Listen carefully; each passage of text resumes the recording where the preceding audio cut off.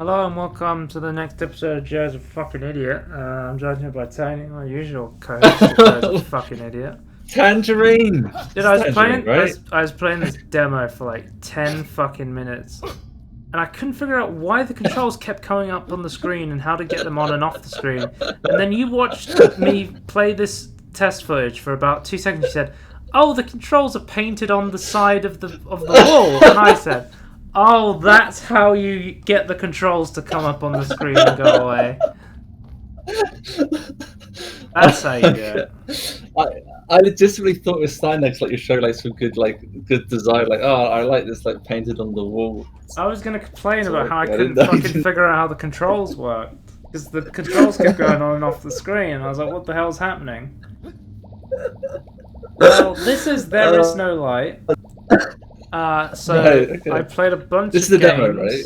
Yeah, so I played a bunch of games for... Okay.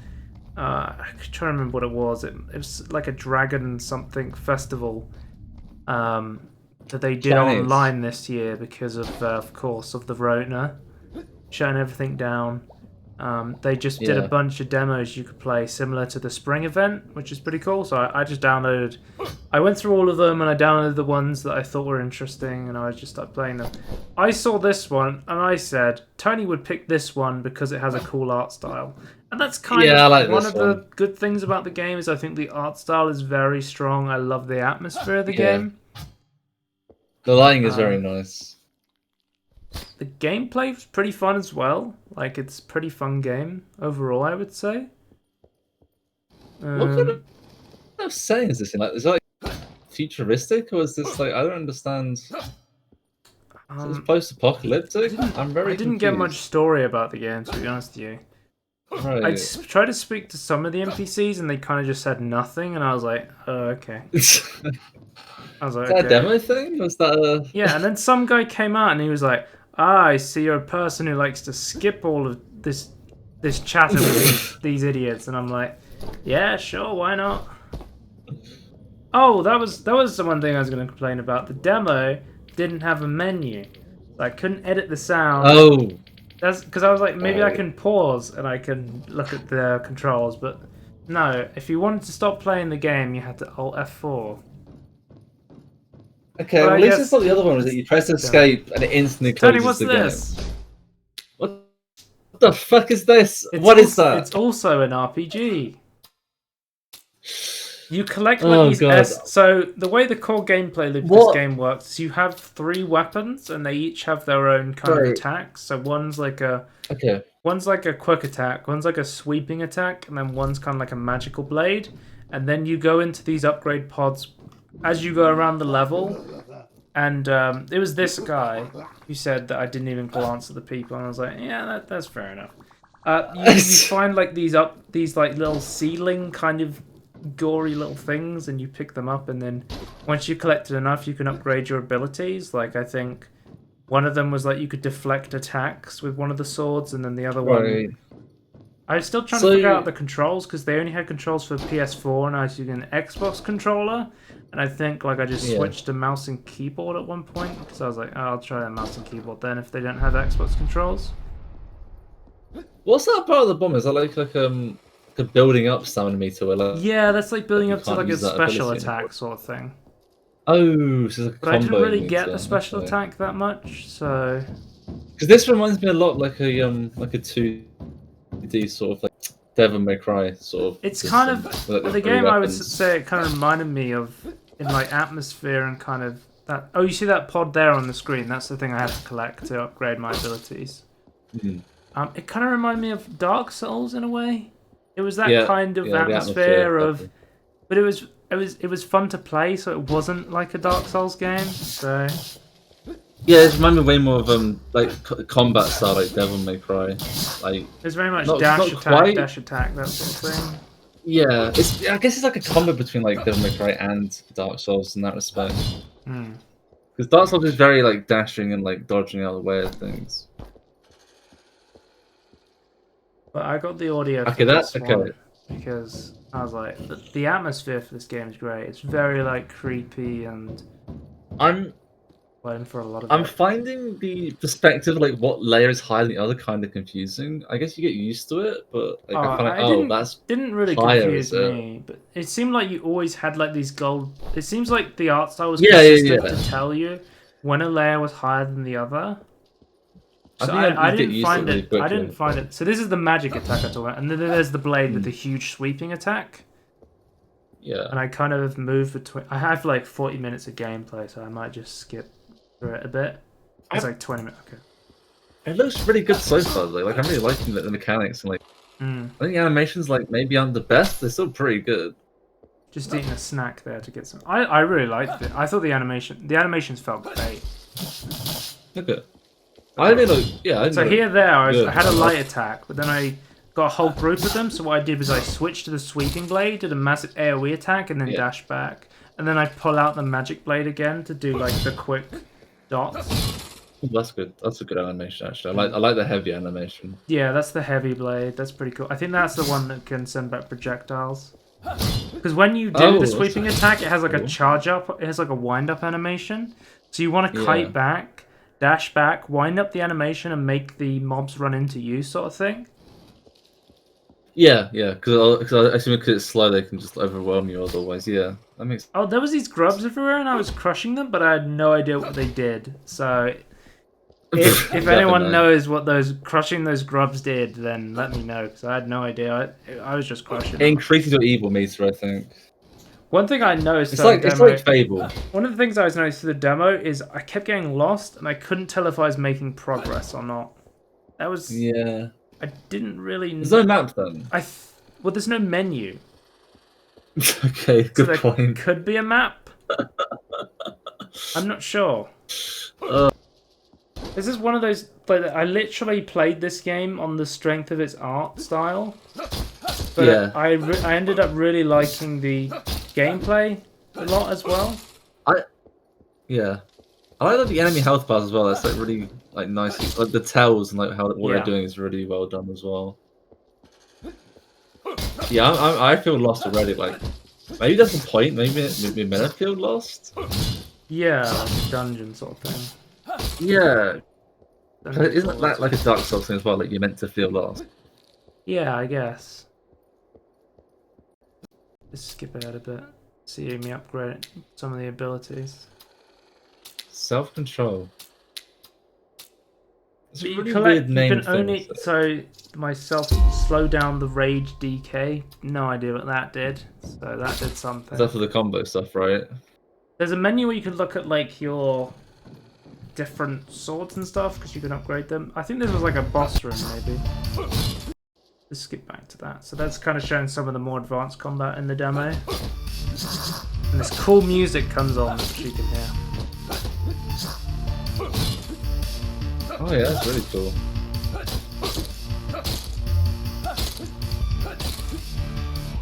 Yeah, that's banging music.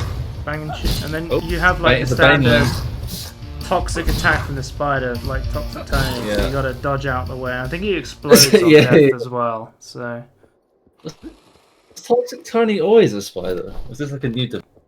It's like a third party thing. I don't know. Yeah, we'll never know. I was just exploring, seeing if I could like punch stuff to do something.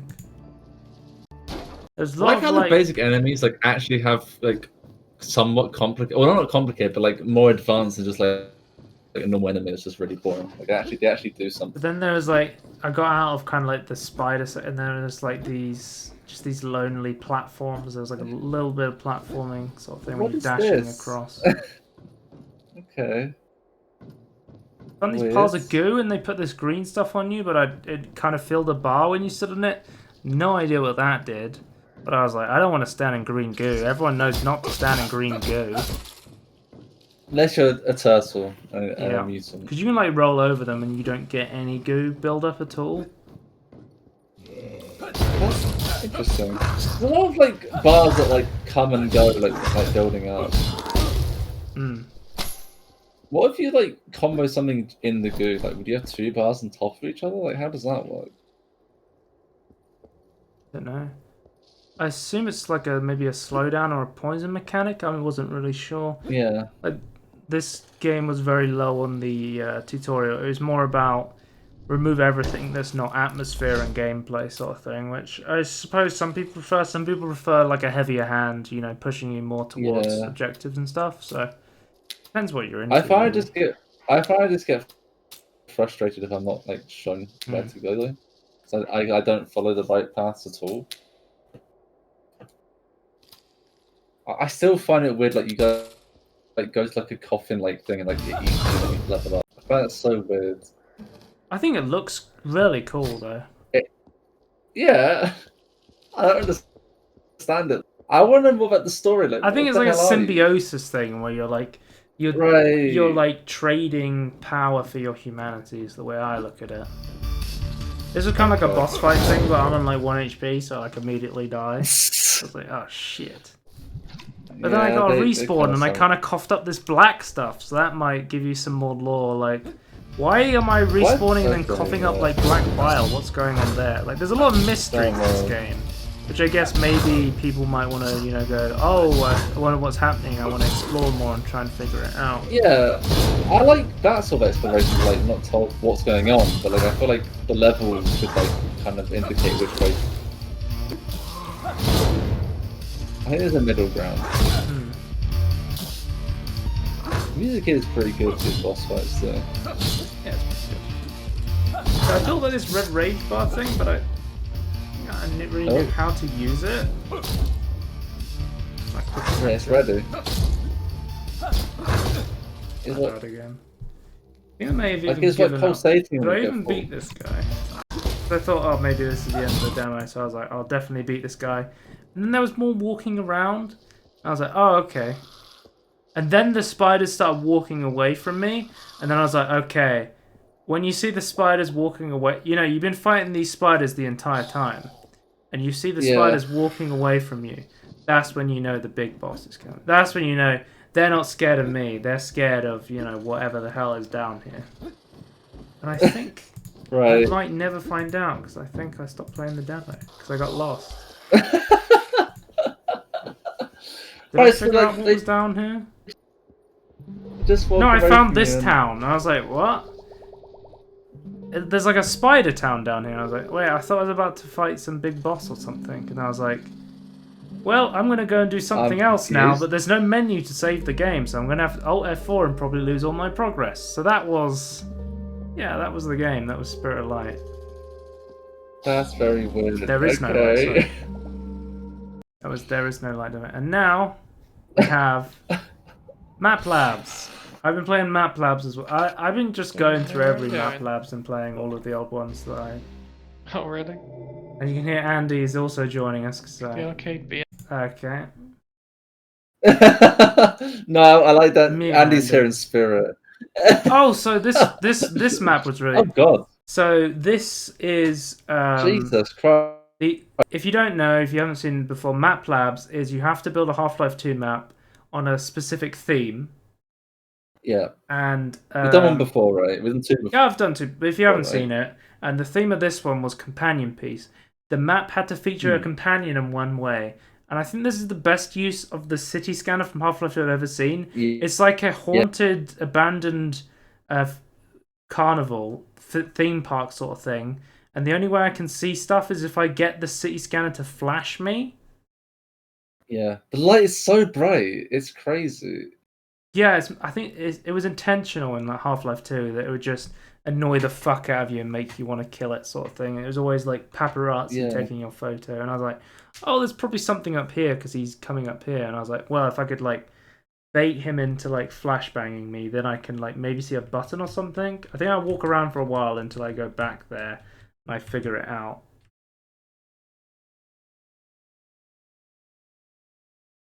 It doesn't I'm like baiting flash very long then. Well, because he has the visual indicators like red, red, red, and you're like, oh shit, there's a button there, I can press that. Maybe I think I see it after this. Maybe. You shoot. Yeah. Okay. I think I had this tagged as because I found the button and that turned the lights on, so now I can see more. And I think that opens the door to the carnival sort of thing. The whole time I'm like, oh, this is a horror map. There's gonna be like some monster or jump scare. Wait, so this isn't a horror map. It's Well, just I a mean, creepy map. it is. It's pretty creepy. Like, It's a spooky clown It's a though. misty carnival, and it's kind of run It is down. very spooky. Yeah. Yeah. I really like the atmosphere though. It's like really well done.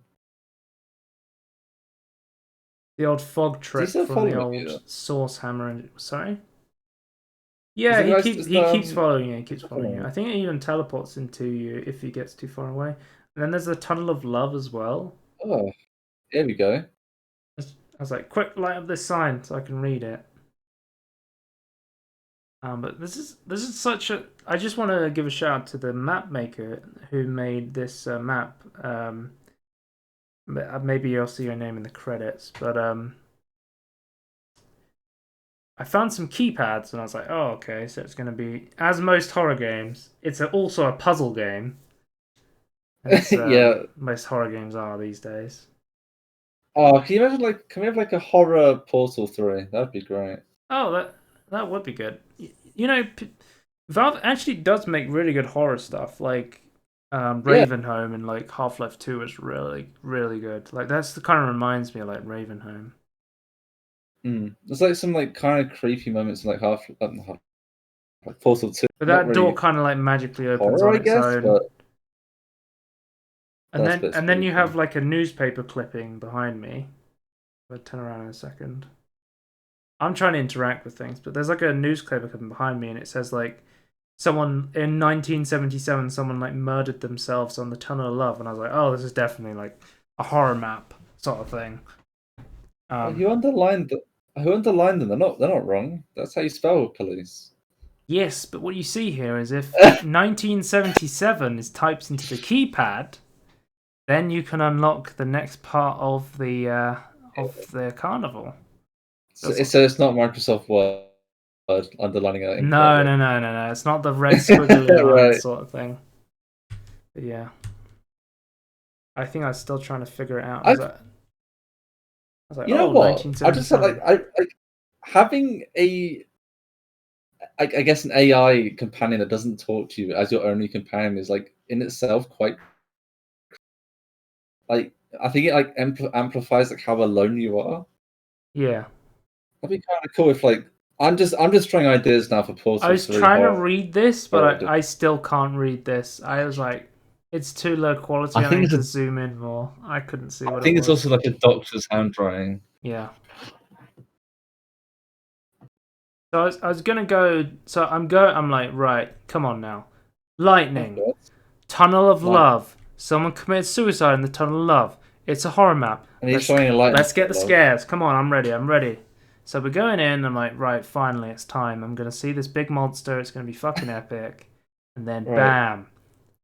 Breakups are believed to be the #1 cause of suicide among young people.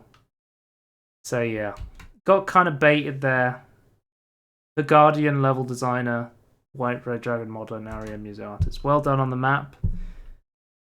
Kind of a putting out a message, I guess, on the end. I was hoping for a jump scare. I kind of got let down a little bit. So I think there should be like a final act to like show that message, in my opinion. But like, I guess there's only so much time you can put into these maps. I mean, this was the first one, and this was actually one of the first map labs. And the reason I played this is because there was a second one that came out. The guy who made this one, what's going on? He kind of made like I would say this is very much kind of like a Portal 2 kind of map, where he's kind of a Wheatley guy, and what he's saying is, oh, the map hasn't been made for it, let me make it for you, sort of thing. Kind of the idea of this map is, it's not fully built yet, so you have to use like, he's kind of like he's like, oh, let me give you some weapons so you can fight these enemies, sort of thing. This one was alright. Hazardous Route. This one was quite good, actually. This was, you had to take your medic NPC throughout the level and use him to get through the level. And I found Gnome. And you found Keemstar. Okay, yeah. have you seen as recently people have been cancelling Keemstar? I don't know if you've seen H3H3. You not see H3H3 put out a video and he's like, Keemstar content nuke. Keemstar's over. Apparently, G4 dropped Keemstar. Okay. Tangerine's a good time to bring this up. Yeah, well, we have no other time to really talk about this anymore. Yeah, So true. it's so weird. Yeah, No, I've not seen Keemstar is anything about. cancelled. Keemstar's cancelled. Okay, I don't understand what that means, but okay.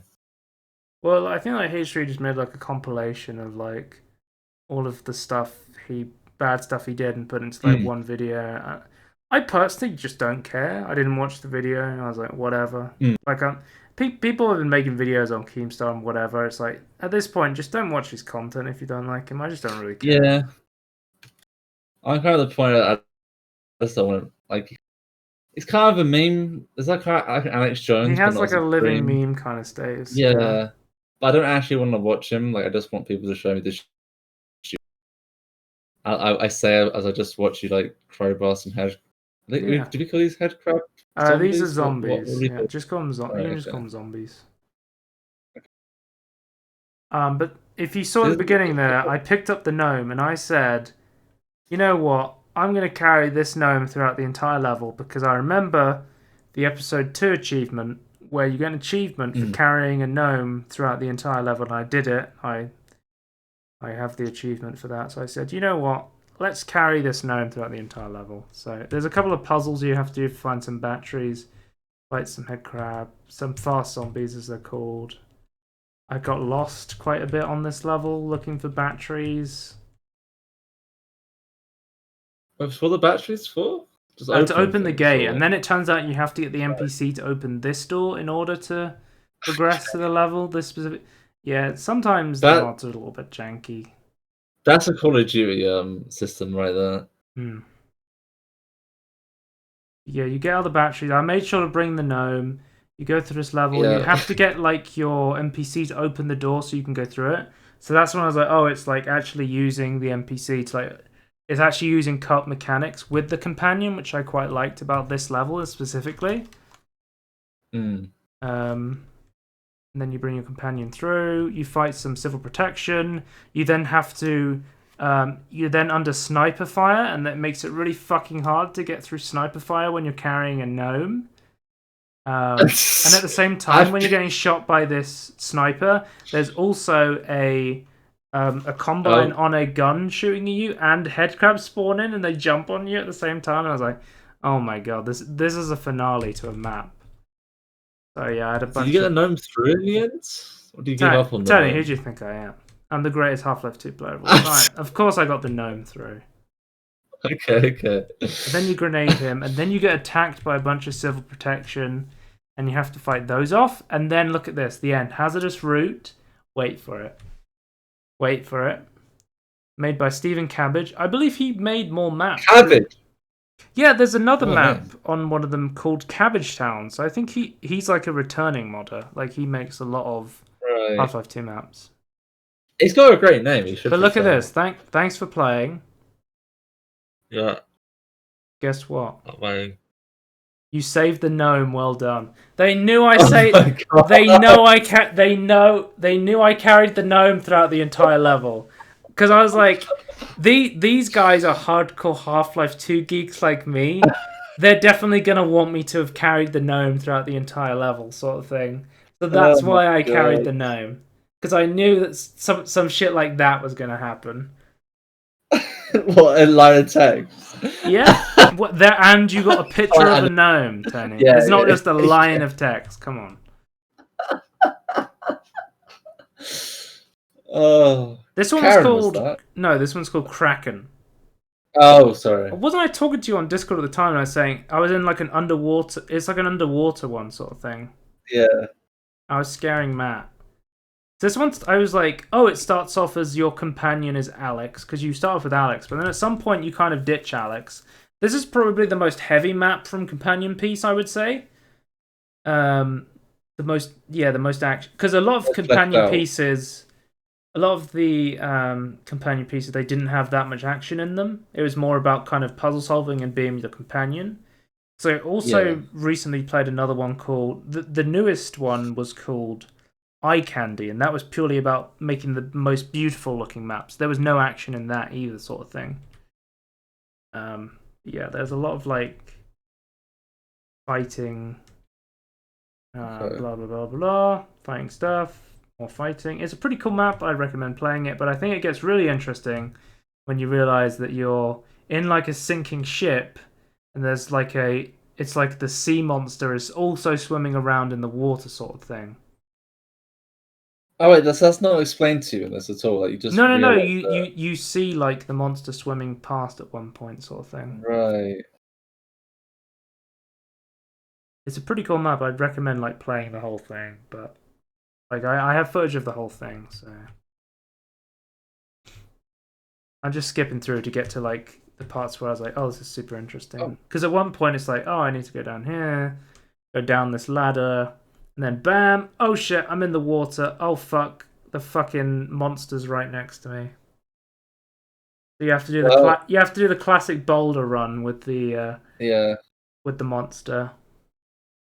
I believe he only appears in Half-Life 2 in the teleportation sequence. You get teleported into the ocean for like a couple of seconds, and then this monster's about to eat you, and then he's never used again in the game at all. What? But his model was in the game because he was in that sequence. So like tons of modders have used this model throughout the years. I think is it called an Acathosaur or something maybe? I'm not too sure.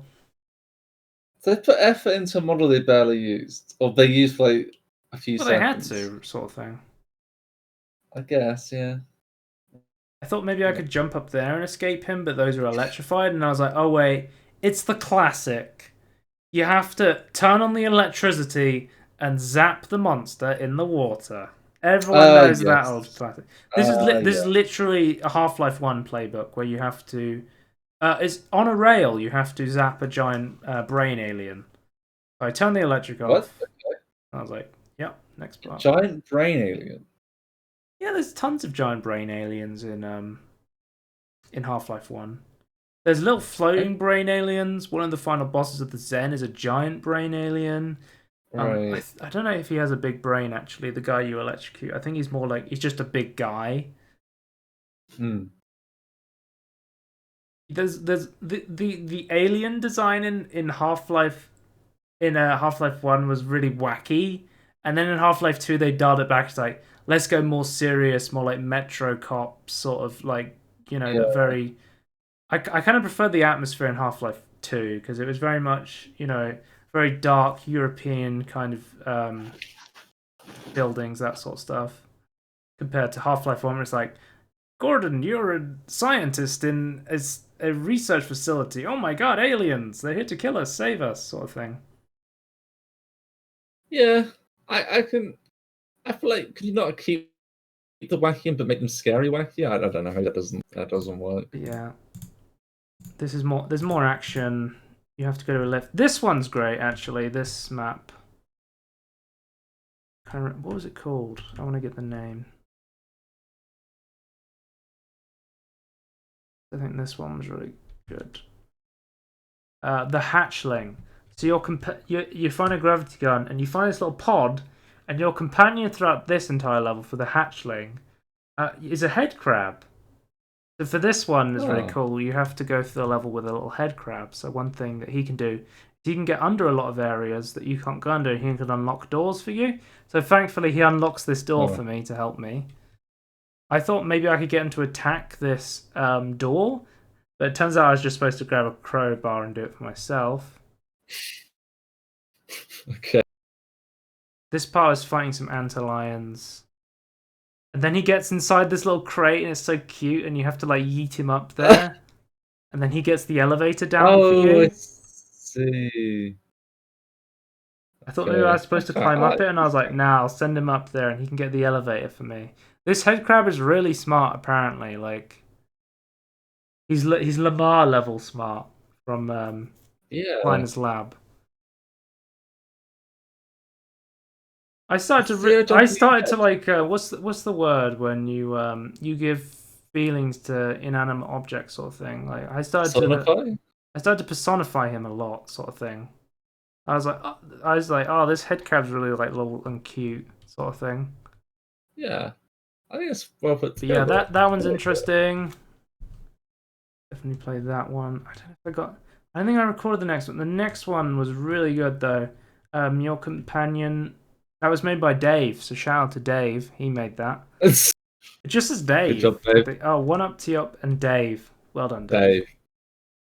But I did play another one that was really good after that, which I didn't get the footage for, where a roller mine was your companion, and you had to use a roller mine to get through like this lumber mill sort of thing. Okay. That's a bit weird. But that's what, like, those are two games. That was Map Lab's companion piece. Was it Spotlight? No, it's Tangerine. Sorry, quite late here. Yeah. Tangerine. Tangerine. Goodbye. Another interesting one though. Yeah. Bye. Bye.